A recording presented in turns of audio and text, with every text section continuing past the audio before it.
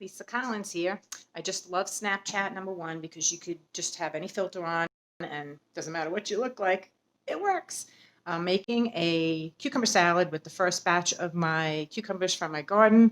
And to make a really good cucumber salad, you need to cut everything paper thin, including the red onion. So I use a mandolin. So we'll be back soon with some more.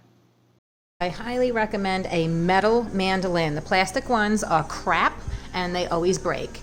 So I think this one's called Up 8. I'm not even sure, but I got it online and it was like 60 something bucks, but worth it. Worth it, worth it. Hey, I want to show you how this mandolin works too. It's pretty cool. Use the guard. Use the guard because if not, you'll cut your finger off. See now, I do have to do it by hand until I get it to a certain point, but look how it just slices it. It's just great, and it's so solid. Oh, see, I almost cut my finger. I'm telling you. But anyway, this is the way to go. When you get like about this size, you really need to use the guard that comes with it because otherwise it's a little tricky, but and then you can really get a lot of them sliced quickly. So it's pretty cool. And this is how thin the cucumber should be. Okay, so next you're going to add all of the onions that you shredded. And there's really no magical amount, just, proportionate of what you think you want, because all of this is going to get hand mixed together, and then we're going to add some other good stuff in just a minute. Mix in by hand all of the sugar thoroughly throughout the batch, and let it sit for about 10 minutes. And then we're going to come back and I'll show you what we do next. Recipes where they talk about a whole cup of sugar. So I just did a half cup of sugar because less is more. So I do, because you can always you can add it, you can't take it out. So I add in throwing salt. Well, they say throwing salt is good for you. Anyway, but mix that into so you got the good cane sugar, the good salt, and mix that in, let it sit for the 10 minutes. And then I'll come back and show you the final step. It's real easy.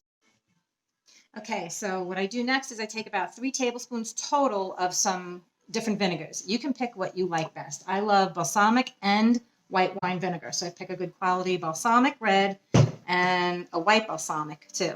And I take about 2 tablespoons of the red and 1 of the white, put it into a little pitcher. And then I like to add a little extra zing. And I use some lime vitality. Smells amazing. And probably 2-3 drops be about right, because you can always add a little later, but this is a good way to disperse it evenly. And then I take it and I drizzle it on. This is really starting to smell good, like that. And then mix it up really good, which I won't do just yet. And then I like to add some cracked black pepper. So I'll do, a couple of good to my liking.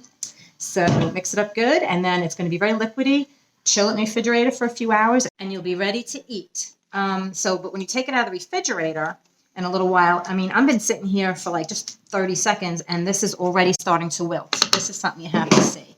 So it's starting to just wilt and curl because the slices are so thin and it's going to be so good. And there's a ton of liquid in here, a ton of liquid. So when you take it out of the refrigerator later, you can drain some of the liquid, which goes a lot of the sugar, and you just got some flavor in there and it's just a delicious side dish all by itself. So enjoy. Okay, so I'm going to give it a little try, and oh my God, it looks so good. It's got the lime flavor, the pepper, the vinegar, little sugar, not too much, and the salt. So good. You can leave the onions out if you don't want them. Oh, enjoy.